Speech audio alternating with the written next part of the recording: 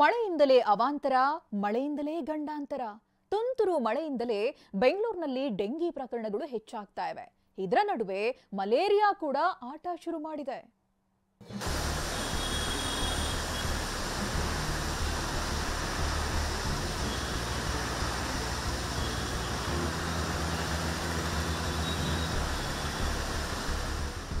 ಜೋರಾಗಿಯೂ ಬರ್ತಿಲ್ಲ, ಸುಮ್ಮನೂ ಇರ್ತಿಲ್ಲ. ಬಿಟ್ಟು ಬಿಟ್ಟು ಬರ್ತಿರೋ ತುಂತೂರು ಮಳೆಯಿಂದಲೇ ಬೆಂಗಳೂರಿನಲ್ಲಿ ಡೆಂಗಿ ಹಾವಳಿ ಹೆಚ್ಚಾಗಿದೆ.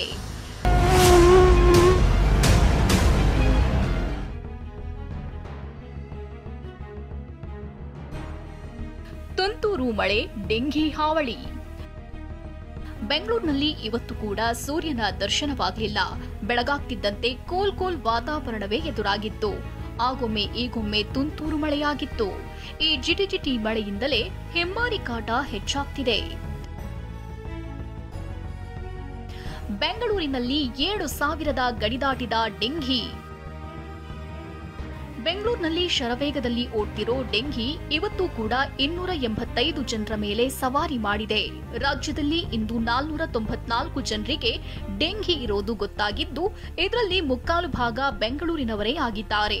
ಆ ಮೂಲಕ ಬೆಂಗಳೂರಿನಲ್ಲಿ ಡೆಂಗಿ ಸಂಖ್ಯೆ 7,280ಕ್ಕೆ ಏರಿದೆ.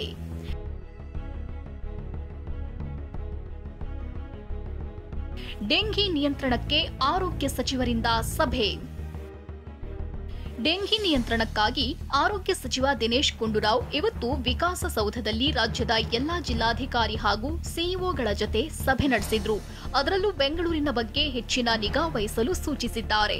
ನಾಳೆ ಬಿಬಿಎಂಪಿ ಅಧಿಕಾರಿಗಳ ಜೊತೆ ಮತ್ತೊಂದು ಸಭೆ ನಡೆಸಲಿರೋ ಸಚಿವರು ಯಲಹಂಕ, ಸಿಂಗನಾಯಕನಹಳ್ಳಿ ಭಾಗದಲ್ಲಿ ರೌಂಡ್ಸ್ ಹಾಕಲಿದ್ದಾರೆ. ತೀವ್ರ ಒಂದು ಪರಿಸ್ಥಿತಿ ಹೋಗುವಂಥವ್ರಿಗೆ ನಾವು ಅದನ್ನು ಎಲ್ಲ ರೀತಿಯ ಅವರಿಗೆ ಟ್ರೀಟ್ಮೆಂಟ್ ಕೊಡೋದಕ್ಕೆ ಎಲ್ಲ ಒಂದು ವ್ಯವಸ್ಥೆಗಳು ಮಾಡಿಕೊಡ್ಬೇಕು.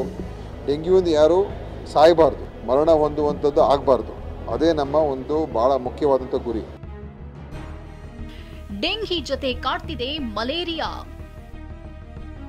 ರಾಜ್ಯದಲ್ಲಿ ಬರೋ ಜ್ವರ ಪ್ರಕರಣಗಳಲ್ಲಿ 80% ಡೆಂಗಿಯಾಗಿದ್ರೆ 20% ಜನರ ಮೇಲೆ ಮಲೇರಿಯಾ ಸವಾರಿ ಮಾಡ್ತಿದೆ. ಹೀಗಾಗಿ ಜ್ವರ, ಚಳಿ, ನಡುಕ, ತಲೆನೋವು, ಮೈಕೈ ನೋವು, ವಾಂತಿ, ವಿಪರೀತ ಸುಸ್ತು ಇದ್ರೆ ಕೂಡಲೇ ವೈದ್ಯರನ್ನ ಸಂಪರ್ಕಿಸಿ ಅಂತಾರೆ ತಜ್ಞರು.